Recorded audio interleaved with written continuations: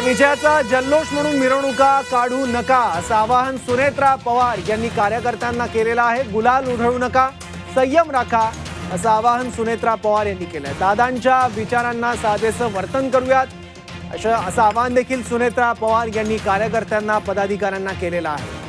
कारण सुनेत्रा पवार यांची देखील विजयाच्या दिशेने वाटचाल सुरू आहे। 50,000हून अधिक मतांची लीड सध्या त्यांनी घेतलेली आहे। 50,000हून अधिक मतांनी त्या आघाडीवर, एकूण मतं 70,000 इतकी आहे।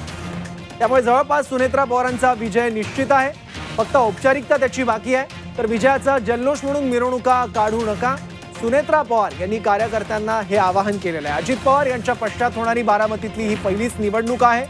त्यांच्या दुर्दैवी अपघातानंतर सुनेत्रा पवार यांनी या पोटनिवडणुकीतून त्या निवडणुकीला उभं राहिल्या।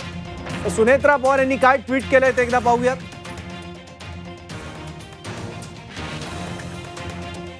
आज बारामती विधानसभा पोटनिवडणुकीचा निकाल जाहीर होत असताना आपण सर्वांनी आपल्या मतांमधून दाखवलेला विश्वास मी आदरणीय अजितदादांच्या पवित्र स्मृतींना समर्पित करते असं सुनेत्रा पवार यांनी म्हटलंय।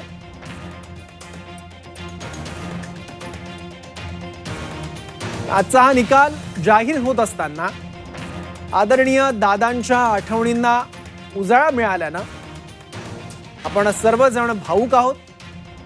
दादांवर जीवापाड प्रेम करणाऱ्या सर्व कार्यकर्त्यांना नम्र विनंती आहे की या विजयाचा जल्लोष म्हणून कुणीही मिरवणुका काढू नये किंवा गुलाल उधळू नये।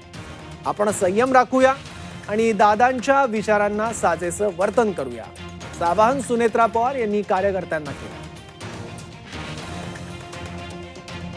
यापुढे त्यांनी म्हटलंय की दादांच्या स्वप्नातील बारामती घडवण्याची संधी मला दिल्याबद्दल मी सर्व बारामतीकरांचे मनपूर्वक आभार मानते।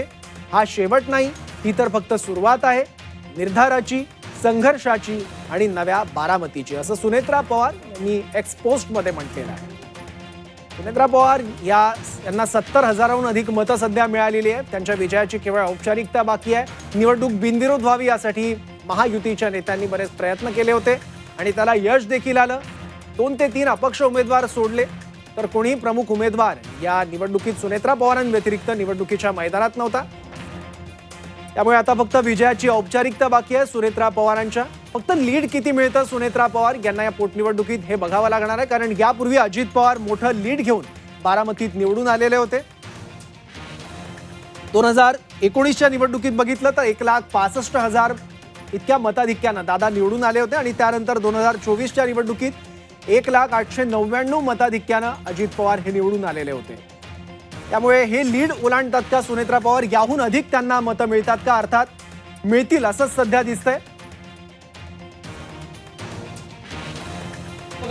की बारामतीचे अपडेट दिले, त्यांच्या काय ट्विट केलं सुनेत्रा पवार